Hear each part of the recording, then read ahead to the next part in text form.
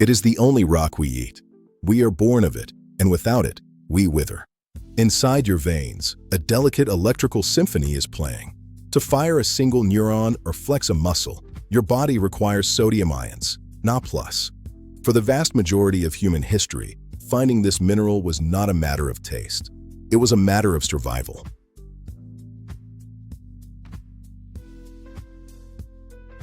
While hunter-gatherers found salt in the blood of their prey, the agricultural revolution changed everything. A diet of grain is a death sentence without supplemental salt. Suddenly, this common crystal became the world's first must-have commodity. It was the white gold, a substance so vital it dictated where we lived, how we fought, and what we were worth.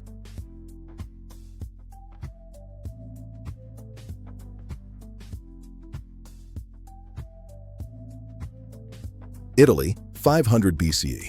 The smell of the Mediterranean is thick with brine. Here, the Romans understood that power didn't just come from the sword, but from the Via Salaria, the salt road.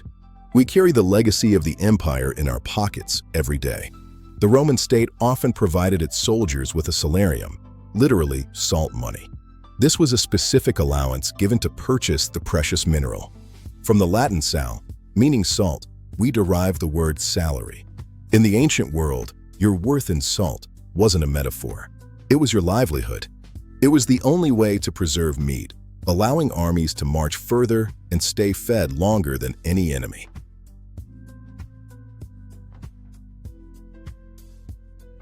Before it was a city of art and marble, Venice was a city of mud and salt. The early Venetians realized a singular truth.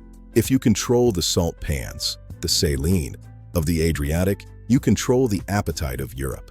By the 13th century, Venice had instituted the Consiglio di Dieci, or Council of Ten, which oversaw the salt monopoly with ruthless efficiency. They didn't just produce it, they subsidized it, forced merchants to carry it, and used the massive profits to build the most opulent fleet the world had ever seen.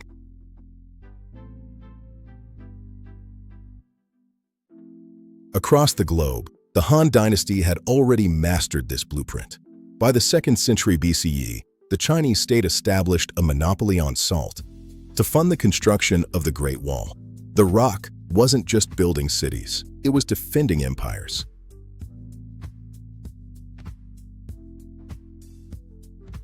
By the 20th century, the British Empire held India in a vice grip of taxation. At the center of this was the Salt Act.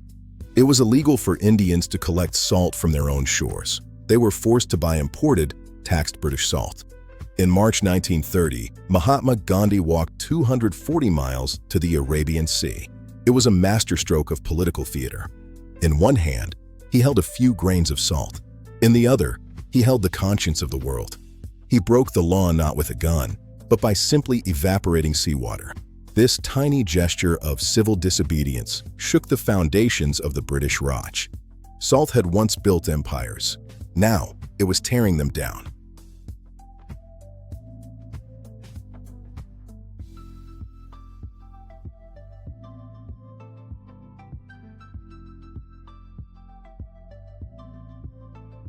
Today, the white gold has lost its luster. With the advent of industrial mining and refrigeration, the scarcity that once sparked wars has vanished. We now produce over 200 million tons of salt annually. It has become so cheap, so ubiquitous, that we view it as a health risk rather than a luxury. We have forgotten that for 5 millennia, a spill of this shaker would have been a financial catastrophe, a bad omen born of losing something truly precious. From the Salarium of the Roman soldier to the shores of Dundee, salt has been the silent architect of human civilization. It is a reminder that the most powerful forces in history are often the ones we take for granted, hidden in plain sight on the tip of our tongues. Next time you reach for the shaker, remember, you aren't just seasoning your food. You are holding the rock that built the world.